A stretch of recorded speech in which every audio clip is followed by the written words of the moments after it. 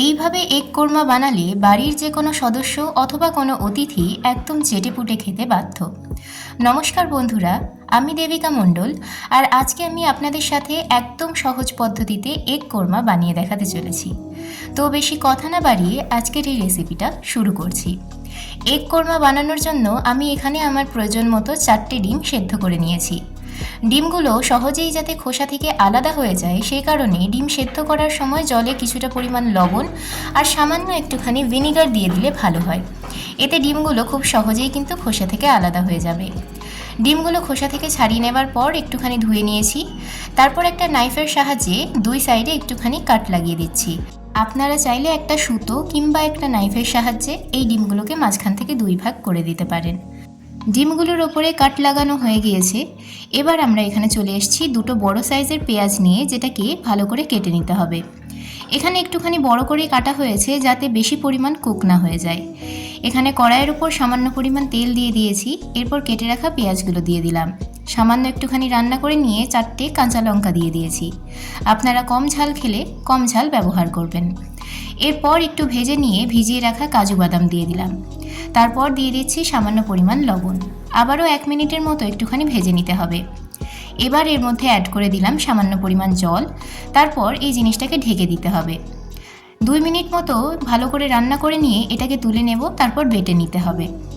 এরপর কড়াইয়ের মধ্যে দিয়ে দিলাম সামান্য পরিমাণ বাটার। এই বাটারটা দিয়ে প্রথমে ডিমগুলোকে ভেজে নিচ্ছি। এখানে যেহেতু এই কোরমাটা হোয়াইট কালারেরই হয় সেই কারণে কোনো প্রকার কিন্তু হলুদ ব্যবহার করছি না। ডিমগুলোকে দিয়ে একটুখানি ভেজে নিয়ে ওপর থেকে দিয়ে দিলাম সামান্য লবণ। তারপর আবারও একটুখানি ডিমগুলো ভেজে নিয়ে একটা পাত্রে তুলে নিলাম। ওই কড়াইয়ের মধ্যেই সামান্য পরিমাণ তেল দিয়ে দিলাম। তারপর দিয়ে দিচ্ছি কিছু গোটা গরম মশলা। প্রথমেই দিয়ে দিলাম দারুচিনি, তারপর দিয়েছি কয়েকটা লবঙ্গ, 4টে এলাচকে একটুখানি থেতো করে নিয়ে দিয়ে দিলাম। তারপর এর মধ্যে দিয়ে দিলাম সামান্য পরিমাণ মৌরি। প্রত্যেকটা জিনিসকে ভালো করে ভাজা হয়ে গেলে এর মধ্যে আদা রসুন বাটা দিয়ে দিলাম, পরিমাণ মতো লবণ, ধনে গুঁড়ো, জিরে গুঁড়ো, প্রত্যেকটা জিনিস দিয়ে ভালো করে কষিয়ে নিতে হবে।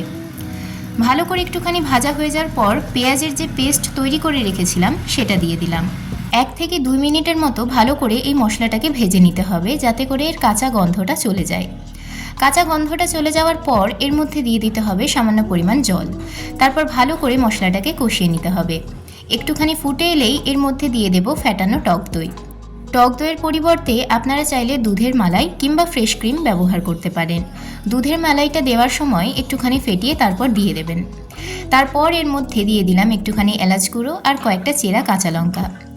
এবার ভেজে রাখা ডিমগুলো দিয়ে আবারও সামান্য পরিমাণ জল দিয়ে ভালো করে ফুটিয়ে নিলেই আমাদের এগ কোরমা কিন্তু একদম রেডি হয়ে গিয়েছে। গরম গরম ভাত, পোলাও কিংবা যে কোনো ধরনের পরোটার সাথে এই রকম গরম গরম এগ কোরমা খেতে কিন্তু বেশ ভালো লাগে। আপনারা যদি সময় পান অবশ্যই বাড়িতে একবার বানিয়ে দেখবেন। যদি ভালো লাগে তাহলে ভিডিওটাতে একটা লাইক করে দেবেন। বানানোর পর খেতে কেমন হয়েছে কমেন্ট সেকশনে জানাতে ভুলবেন না। আপনাদের যদি কোনো রেসিপির প্রয়োজন হয়ে থাকে অবশ্যই কিন্তু কমেন্ট করে জানাবেন। দেখা হচ্ছে নেক্সট কোনো ভিডিওতে।